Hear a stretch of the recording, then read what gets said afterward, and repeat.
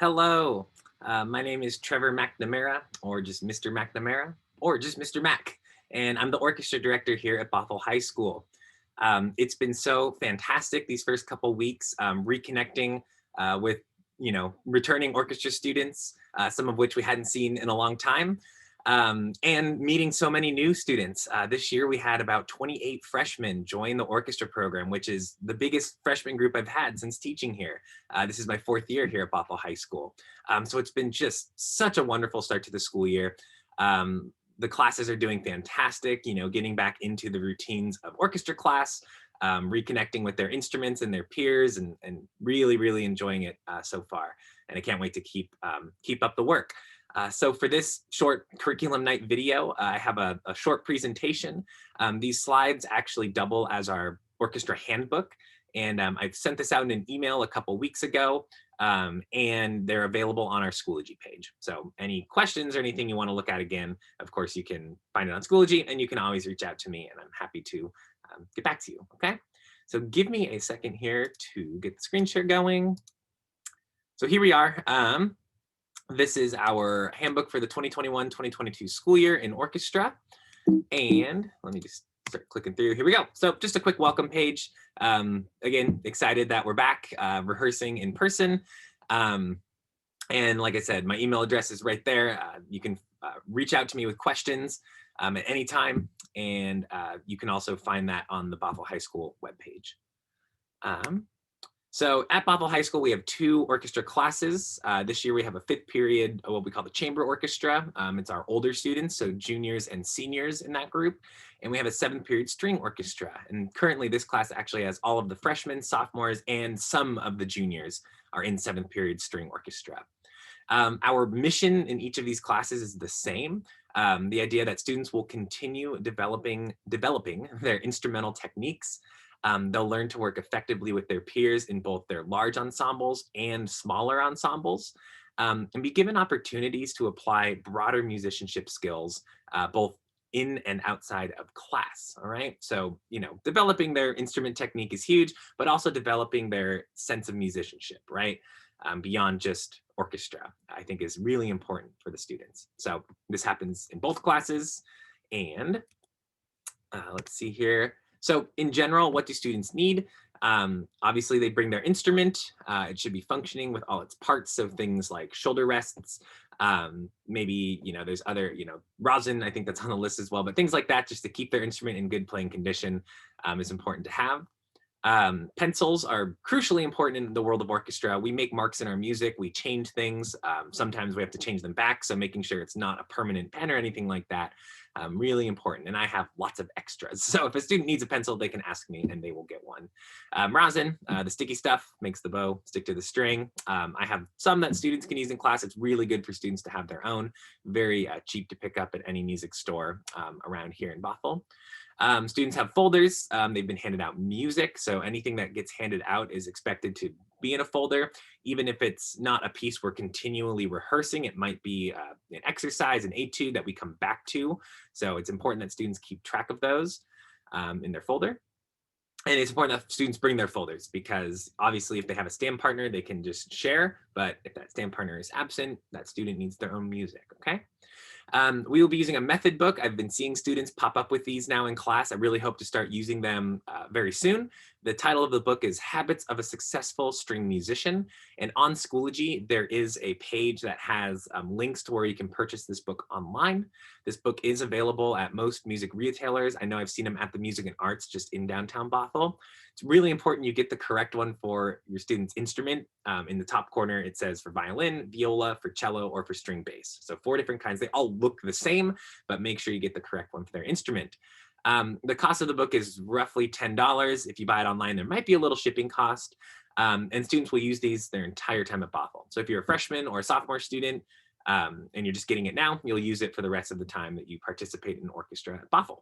And I put a note here, if there is financial assistance needed, please reach out to me. I would love to have a communication with you and to help out, make sure all students have access to this really great resource for our class. Student expectations. So what is expected of them when they're in class? Well, of course, just coming on time, being prepared with all those materials we just talked about, and just being ready to be engaged with, what we're doing in class. Typically it's rehearsing. Sometimes we have other activities we do in class, and just, being present for that, time that we have together, each day, throughout the week. Being an active listener to whoever is speaking or leading the class. Often it's me. Sometimes it's their peers, though, or potentially a guest. It could be a video we're watching, right? Anything that's being presented to them, they need to be actively listening. That doesn't, that means phones are not out. That means other books or other classwork is not out, right? You're focused on orchestra while we're here in class. Again, I haven't had any issues really so far. Students have been really great. And I hope to keep that up as we continue on this year.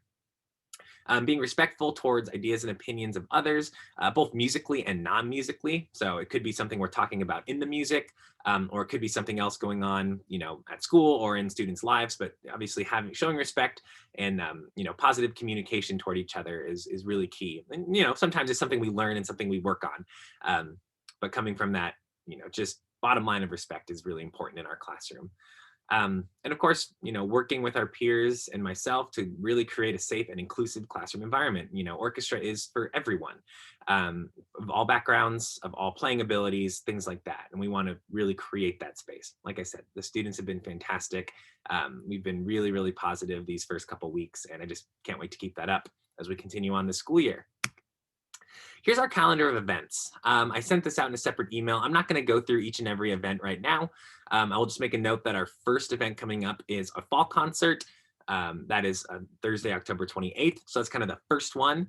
In the next few weeks, I'll have more information about that concert in terms of how audience seating will look. There are some guidelines put in place by our district in terms of how many folks we can have in the North Shore Performing Arts Center. I'm not going to dig into too many more details at this moment. Like I said, in the next week or two, I'll be communicating with everybody about what that will look like. I'm very excited, though, to welcome folks back into an actual concert setting that's not just a video or a virtual production. But anyways, this calendar is in the handbook. There's a separate PDF on Schoology with just the calendar. There is I printed out some hard copies that students took home. If they didn't get one and you really want one, you could either print off the PDF or let your student know, and I have some extras. Two things I'll say about the calendar. Number one, with the uncertainty of this school year, this is tentative. So far, again, we're good to go for our first concert here in October. But just know that other things like the festivals and some of those bigger events, subject to change. And as soon as I know anything, it will be communicated out with you all. So just have that in mind. And really, we appreciate the flexibility with this as we still go forward with this school year. And the second thing is that, these events, some fall on weekends. Obviously, there sometimes are conflicts with student, work schedules, maybe other, clubs or activities at school. And conflicts like that need to be communicated as far in advance as possible with me. Of course, it's really important to have our groups represented, and we can't be missing lots of people for these events. But sometimes conflicts like that do come up. Sometimes there are emergencies, and there are things like that that happen. So as soon as I can be communicated with about conflicts, either from a student or from a parent, the better. Okay. So concert attire is very straightforward. For the chamber orchestra students, it's just it's concert black. So a black top and black bottoms and black shoes. I don't know if I put that on here, but black shoes are vitally important. And for the string orchestra, the only difference, it's a white top and a black bottom. In general, shirts should just be long sleeve button-down dress shirts. They shouldn't be t-shirts. There shouldn't be any graphics. Pants should just generally be plain black dress pants. They shouldn't be jeans or denim or tights. Students can, if they opt to, wear a long skirt or a dress. The general guideline is it needs to be below the knees when the student is sitting to perform, and that legs are covered, so there's not bare skin showing from the underneath the dress or anything like that. Again, it's very straightforward, and I will make a note that our music boosters do have some clothing, some concert items that can be donated. So if your student doesn't have something for their concert attire that they need, before you go out and buy something, you can reach out to myself or our music boosters and see if there's something available that could fit your student. They're donations from graduated students, essentially. Um, and anyway, and kind of like I mentioned earlier, if you're really worried about getting the right clothing, reach out to me with questions. If financial assistance is necessary, you can reach out to me as well. But that's our general concert attire for the year.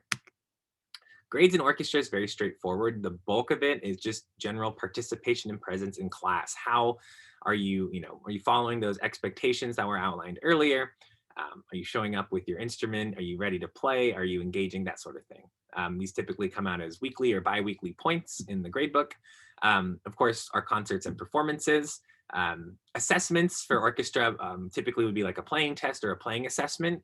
A lot of times that will end up being something recorded and posted to Schoology, and there's a note there.